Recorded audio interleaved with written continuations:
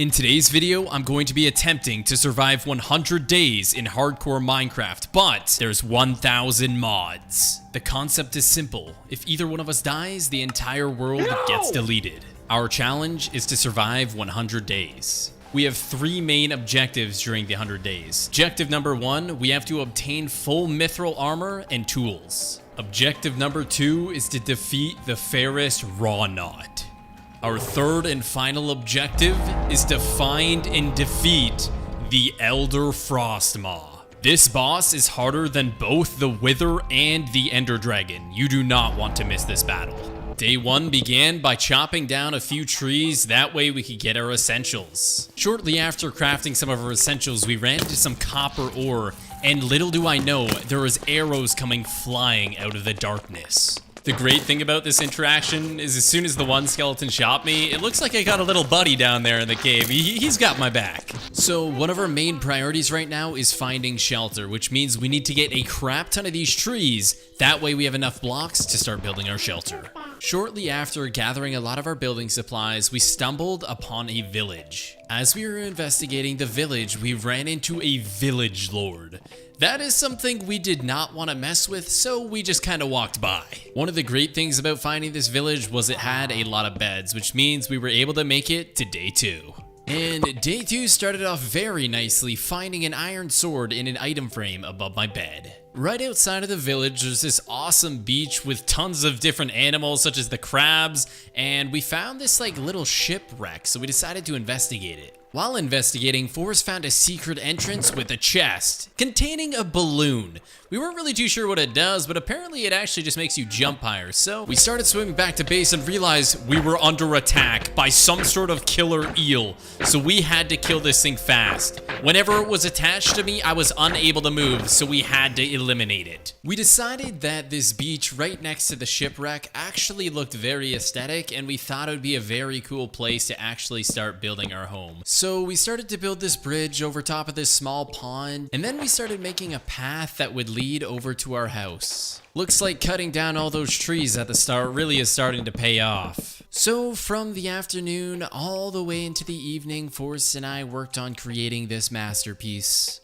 As nightfall comes, Forrest and I lie down, we close our eyes. As soon as we close our eyes, we get jumped by spiders and zombies. Forrest had to evacuate because he got very low and didn't want to die. The next step in our agenda was to get a crap ton of sand so we can make glass. Gathering all that sand really paid off. We were able to essentially cover our entire base, all of our windows, filled with glass. That way, hopefully, we don't have any more monsters waking us up in our sleep. A few days later, after building and grinding, we were able to make this fairly large estate, multi-story estate, and it's really awesome. It has a big overlook of the sea, and you can even see the shipwreck from our balcony.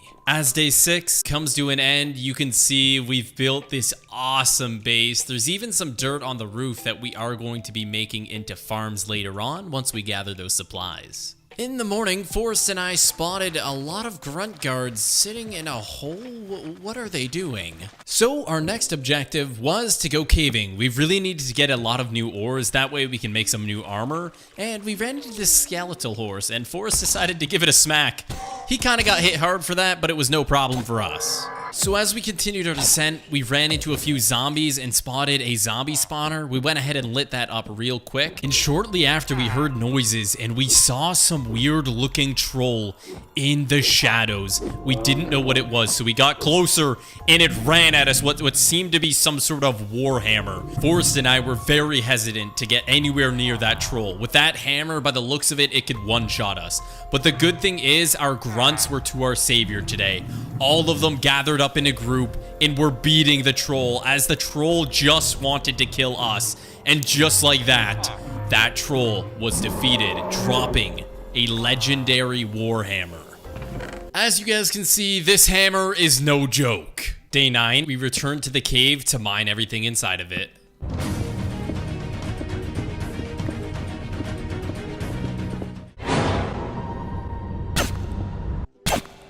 Oof, man, that goblin almost gave me a heart attack. Anyways, at the start of day 10, it's time to go to the Beneath. It was at this moment me and Forrest kinda got freaked out. We broke the final piece to the puzzle. we now were entering the Beneath.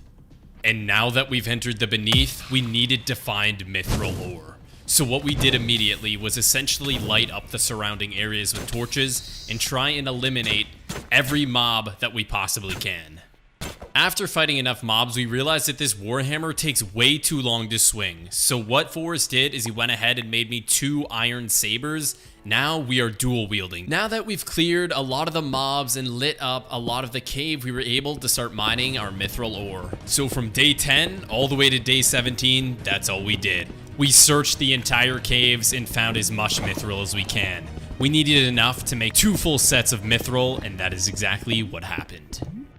After Forrest made a chopping block, we put a log on there and made bark. After making this millstone and hand crank, we were able to make scoured leather. Alright, so now we have this cauldron. We have to put the scoured leather that we made and some bark in there, and that makes tanned leather. Day 21 to day 22, we built a windmill so we can have some sort of energy source. And as you guys can see, it looks amazing. The materials are the same materials we used to make our mansion. We made coal dust combining with iron ingots to make steel ingots. After we smelted the crucible steel ingots, it was time, ladies and gentlemen. It was time to build the steel anvil. With the steel anvil being made, we were able to put in our Mythril rods. We were able to put in our blaze rods and finally the Mythril ingots, creating our Mythril sword. And look at that, we are now dual wielding Mythril swords. We spent the next few days gathering enough supplies to make the Mythril armor. And just like that, ladies and gentlemen, we made it. We are now full Mythril armor. In the evening of day 27, we figured it was time to enchant some of our weapons and some of our armor. So that's exactly what we did, and we found Fire Aspect 1. I guess it's a good thing that we enchanted our swords and armor because zombies were legitimately breaking into our house, digging through the caves, and finding exactly where we live. So we figured we'd help some of the grunts by taking down some of these zombies. And they actually have quite a lot of health, so it took quite a lot of hits to take these things down. But we managed to do so. After traveling in the wild for 5 days, being fully enchanted with Mythril armor, we stumble upon a Cyclops cave. One of the Cyclops special abilities allows him to pick you up and eat you. It was time, ladies and gentlemen, the battle commences. I go in immediately and take 2 massive shots at his legs, while Forrest continued to put arrow after arrow. I take another couple shots at him, and I back away very quickly so I don't get picked up and eaten. I needed to figure out another strategy, a place that I could go to attack him without being attacked. So we build up. We found ourselves standing above the Cyclops head, while Forrest attacks him from the bottom. I am attacking him from the top, and ladies and gentlemen, we have defeated the Cyclops. 3 long days go by after returning to base from killing the Cyclops. It was time, ladies and gentlemen, that we enter the Nether.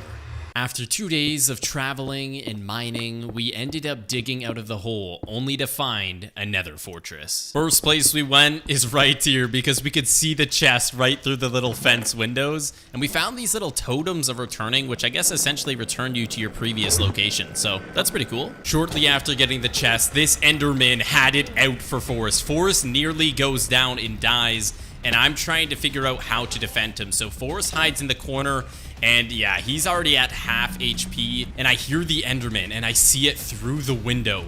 So what we do is we go inside and we finish it off. Not only do we kill that, but this pigman starts attacking us, so we take that down too. As we're running around and exploring some of this nether fortress, all of a sudden we hear some fireballs. Out of nowhere comes a bird flying through the ground, setting Forrest on fire. I go over here, take down a wither skeleton, and another bird comes flying through the ground, getting Forrest to very low HP. After roaming around this nether fortress, after almost dying multiple times, we finally found the blaze spawner. The reason why we needed so many of these blazes is because we needed to make strength potions if we want to stand any chance at killing the Ferrous Wroughnaut and the Elder Frostmaw. Very shortly after farming these blazes, I realized I was on 3 hearts. Now, if either one of us dies, the entire world gets deleted, so we needed to make sure that we do not die. We built a little bridge and dug ourselves into the wall. Forrest and I decided to give it one more go at killing the blazes. As we're killing our first blaze, it instantly blows up, putting me down to very low HP. I am currently on fire and nearly die. This was the last of it. We did not mess with these blazes anymore. By the looks of things, Forrest and I were a little in over our heads, so we needed to make an escape. Instantly, we dig out and run. We don't look back, we just run. We definitely overestimated how strong our Mythril armor was. It is no match for a modded nether. So we spend the next couple of days running back to our nether portal. In the afternoon of day 39, Forrest and I started creating our barn. This is where we're going to hold not only our horses, but other animals that we find as well. So this is the progress that we got so far on our barn. I'm trying to work as much as I can, but you know, it's hard working with a guy that just throws snowballs at you the whole time. But the farm is looking pretty good. As you guys can see, 4 days later, we were able to complete the barn. Now, the roof isn't fully complete, but just don't look at that. Of course, we don't have any animals in here, but we managed to get a pet grunt. I guess that's an animal, right? So as you guys can see, lots of detail was put into this, and that's actually why it took us 4 days to make. Once again, continuing the same pattern as our windmill and our mansion. As you all can see, our neighborhood is coming along really great, and there's just a little opening in the middle that we're gonna put a blacksmith. On day 44, we started the creation of our blacksmith, with the cauldron being in the center, and suddenly...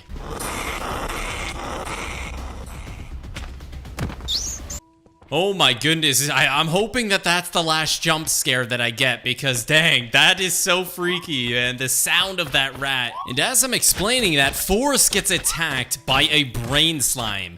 Not a regular brain slime, what seems to be a giant.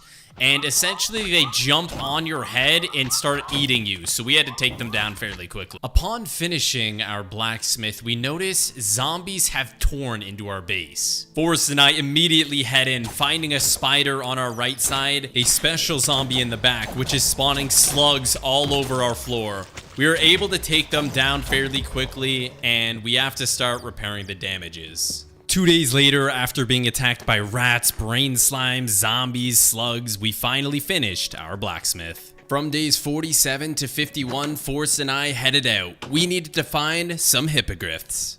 Unfortunately for all of these rabbits, we had to take them out. Only because we needed the rabbit feet, that way we could tame the hippogriffs.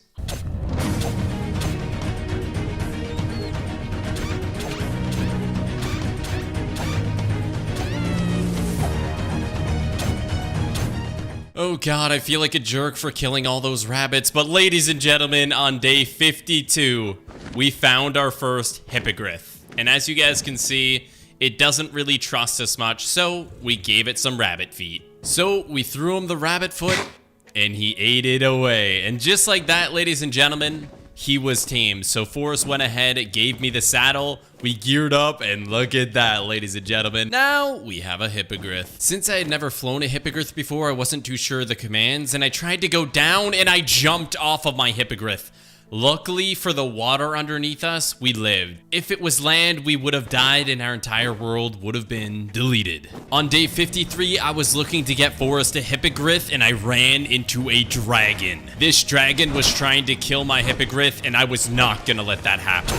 So we gave it a couple smacks and did quite a lot of damage. We were going in for another hit and the dragon spiraled and dove into us, doing 5 hearts of damage to my hippogriff, but at least I was able to trade another shot with it. We switched on to our fire sword and hit it, and it caught fire, and it was defeated. The dragon has been taken down.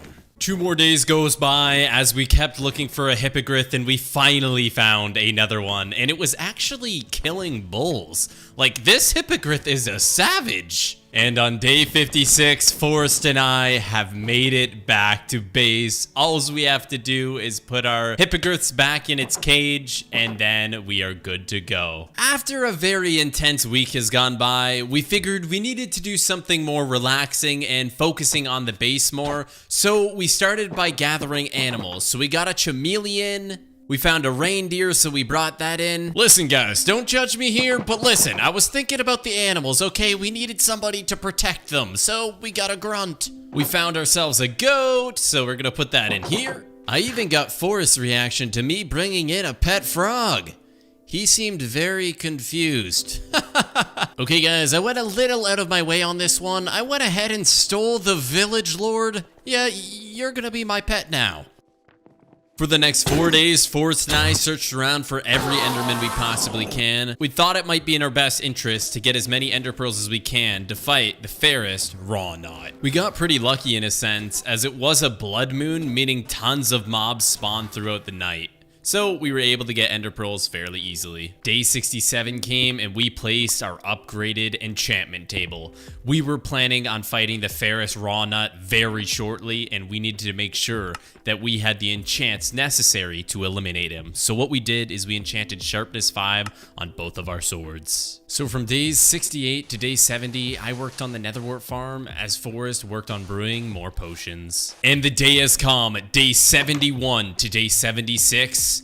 We were spent looking for the Ferrous Wroughnaut. We found ourselves roaming through a very big cave, which actually went down very far. We spotted some grunts down there, which is a good sign. Upon further investigation, Forrest and I have finally found the Ferrous Wroughnaut. After Forrest and I plotted our strength and speeds, we run in and try to hit it and immediately get knocked up. We realize that our attacks don't actually do damage to this thing, and we need to figure out how to hurt it.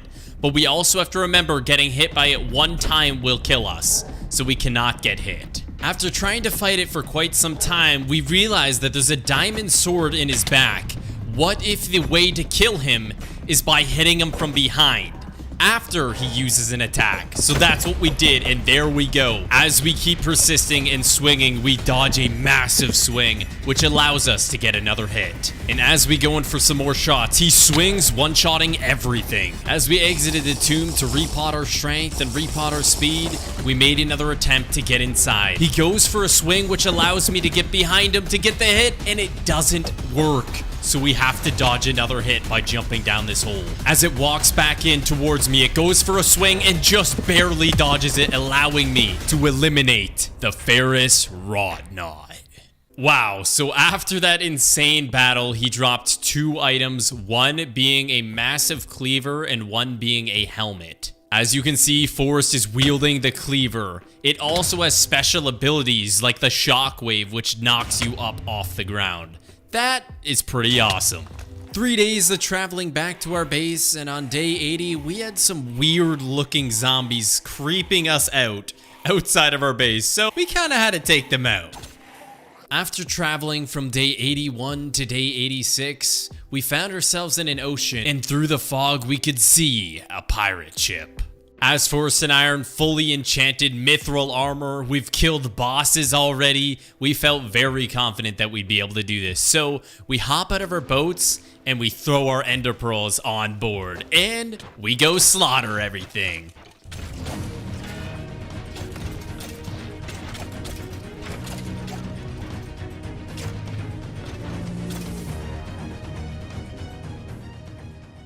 Oof, that was exhausting. Anyways, after eliminating all of the pirates on this pirate ship, we went ahead and scavenged around for loot. We didn't find anything too useful, but one of the most noticeable things that we found was this TNT. After filling the boat with TNT, we made our own fireball and decided to start launching fireballs at the ship. Here's what happened.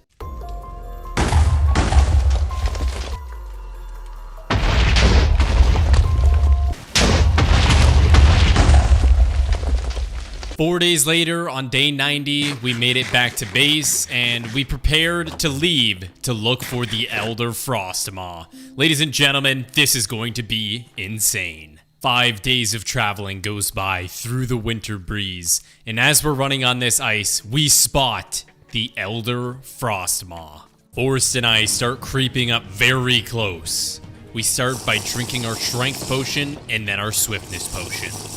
As I'm sneaking up behind it, it awakes and knocks us back. It starts by casting ice crystals out of his mouth, which freeze you in place. We weren't really too sure how to go about this. All of Forrest's arrows were being knocked away. I decided I'm going to go in for a hit, and as I did, I got ice crystalled in place, taking a pretty good amount of damage. I thought it may have been over. As my hearts regenerate, Forrest gets a lot of hits. I go in to help him and get ice crystalled and almost die once again, luckily breaking free. Forrest and I decided to regroup and repot our strength and our swiftness. Zombies were coming out of nowhere, interrupting this fight, but it was not going to stop us from killing this. We gather up close and get a good shot at him, and as Forrest gets frozen by the ice crystals. After sneaking another hit in, he pushes us away with his roar, and we go in and get a few more hits as Forrest gets chunked down really badly by the ice crystals and almost dies, but good thing he was able to splash his potions before that happened. As the Frostmaw is distracted on Forrest, giving him ice crystals, I go in for the finishing blow, eliminating the Elder Frostmaw. Oh my goodness, and just like that, ladies and gentlemen, the Elder Frostmaw was finally erased from eternity. And 5 days later, on day 100, Forrest and I have arrived back at our home. We have the ice crystal, which we use on Forrest to demonstrate. Anyways, ladies and gentlemen, we've proven we can survive 100 days. Now the question is, can we survive 200?